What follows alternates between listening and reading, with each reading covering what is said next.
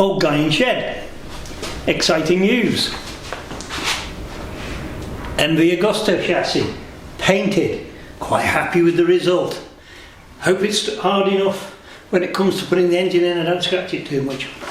Really good. Other good news, I'll just turn the camera around to show you. Look. Look. No Mazda in my workshop. I now have my room back. Isn't that wonderful? It's now my workshop again. So very happy about that. That's really good. So we are on the route to summer, and I don't know when this is. I think it's going to be back end of summer by the time I've got this, because I've got a few things to do. There'll be exciting news by the next time I talk to you. I think, fingers crossed, because Falcone is going on a trip, and that's going to be a big reveal, so I'm not going to tell you too much about that. Well, I've got 2 trips planned for it. One, I've got three things for the Falcone. Brilliant. I've got the Distinguished Gentleman's Ride, which I'm doing. Got my stickers. I don't know what any of the plans are, just know it's in Cardiff. That's where I'm setting up from. But I've got all the stickers, which is nice, and I've made my donation, which is nice. It's all good. Looking forward to that. I've got a filming thing I'm going to be doing. That I'll tell you about sometime else. And I'm going to see a pal of mine at the beginning of next month, or the end of this month, beginning of next month, that week. He's a very dear friend of mine, and he's really looking forward to riding the Falcone, because he is a fan of old rusty junk like me. So that's all good. And to move on to the little TS 250 Guzzi. I never know whether it's TS 250 or 250 TS. Doesn't really matter, it's a 2-stroke Guzzi. I've just sent off all the information to the DVLA. Nice. And hopefully I'll get my number plate and I can give that a run around and a proper talk about that.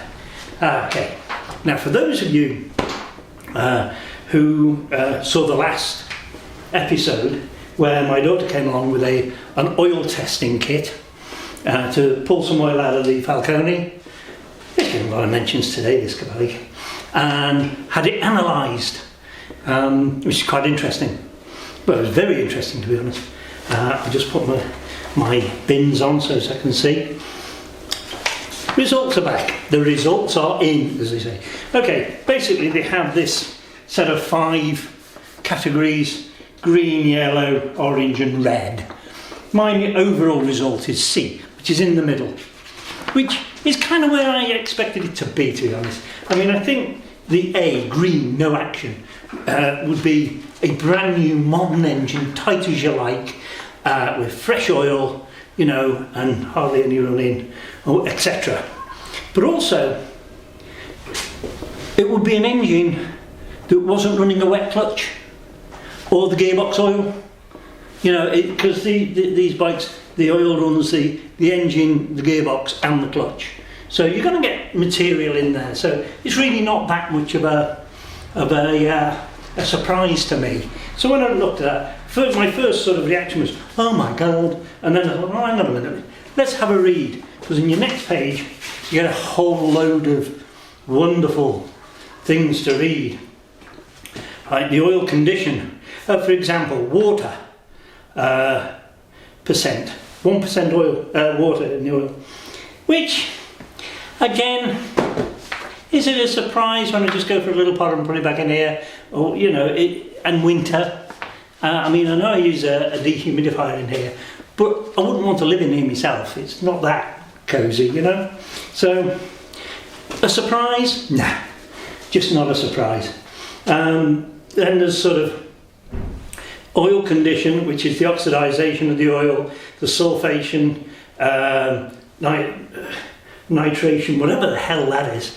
And all that was within spec, and yet they've still said it's only in the orange. So I really don't understand that. I'd have thought that would have been more in the monitor than, it doesn't matter at this point. And then there was the particles index, which is quite interesting. This is where it's high. They want it less than 15, but it's at 127. So it sounds like the numbers can be very, sort of misleading in this regard. Oil contamination, as I say, we've got various different things: the water, the sodium, silicon, potassium, etc. And to me, not too bad. It just looks a little bit like old oil, which is kind of fine, because it's before I go on these trips that I've got planned, it's due for service. I haven't given it its spring service yet, so that'll sort of wipe that out. Now, wear materials. This is the bit that I was really, really interested in. Oh, let me just jump that. The additives bit, it gives you all the stuff it's got in parts per million, and it's all well within the spec.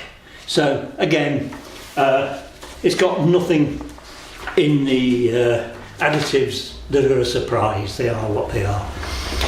The wear materials are fascinating, because when you first read it, you also get a crib sheet, a crib sheet as to what everything means, which is quite an interesting. When I can part two pieces of paper, you get a crib sheet, or as they call it, an analysis guide. Okay, so you've got things like aluminium. So the aluminium comes up a few times. So aluminium, chromium, it says it's rings and blow by.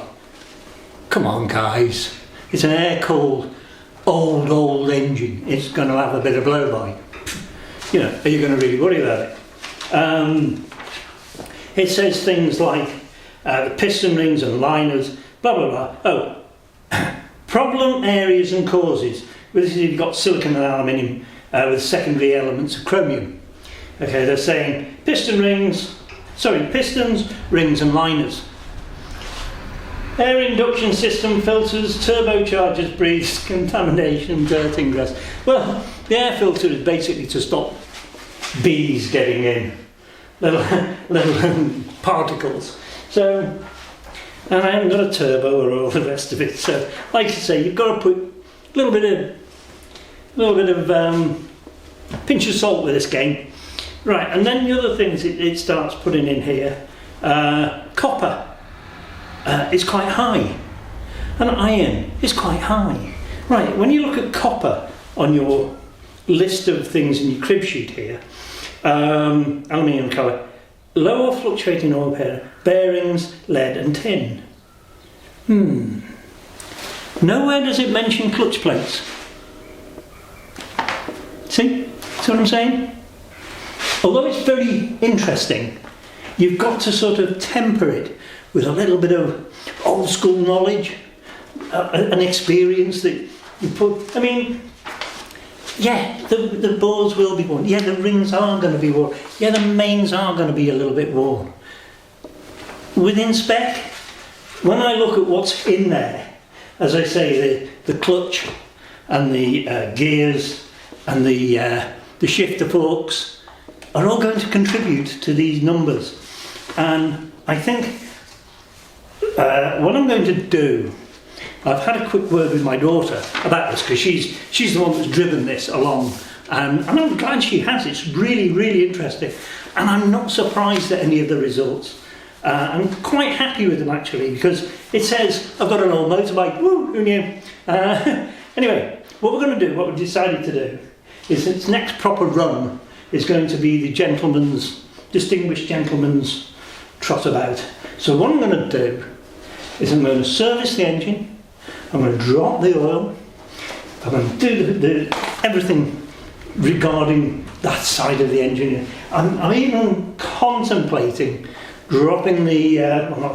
taking off the clutch side of the engine, giving it a nice clean down, getting any contaminants off the bottom of the casings there, fresh oil, and take it, and then do the run, and then do another one of these afterwards, and see what it comes up like. That, I think, will be fascinating. So there we go. That's all my exciting news. It's great getting into the summer again and doing these things and enjoying myself. I even took the Norge out for a little run, which was awesome. I will admit, I did arrive, because I've been riding the older bikes more when I've had the opportunity in over the sort of winter months-ish, when we've had a nice dry sunny day. I've zipped out on one of the oldies. This was really the first time I've taken the Norge out on a nice day. And I did arrive at one roundabout, a little sharper than I expected, because I'd taken off from the previous bend. I got out of the way of somebody or something, I can't remember. But I round the ramp, oh bugger, hit the end, and just threw it in and realised that it's a damn good thing it's a damn good thing, excuse my phone, that these bikes handle so well. Yeah, I went around a little bit quicker than I wanted. But it was good fun. It makes you realise that the difference that we've come on in really relatively small space of time, from these older, smaller bikes to these big tourers. They do go. I mean, and that Guzzi of mine, the Norge, is not one of the fast, high-powered Japanese type things, you know, which really are sort of monster power. But yeah, hey, all good. Really enjoyed it. There will be more tales of daring too over the summer, I guess. Looking forward to getting it. I've got this little 350 Marini now, which I'm still threatening to do a session on, which I haven't done yet. And that has a sports exhaust on it. It is bloody noisy, really. It's a noisy, yeah, pretty noisy, but it's a nice noisy, you know. It's me being a hooligan again. Anyway, click the like if you like it, subscribe it, and share with other folk, because this oil thing to me might be interesting for a lot of people, and share it with people who have these bikes. I'm getting quite into analysing things. I never did before. I just waited till they went wrong and fixed them. You know, I did do maintenance, but you know what I'm saying. I do the same with the Guzzi, because that's a dry clutch, and it has a separate gearbox with separate gearbox oil. That is just purely engine oil. That'd be an interesting thing to do, and I've literally just thought of that now, talking to you good people. Yeah, now, there's a thing I should try, isn't it?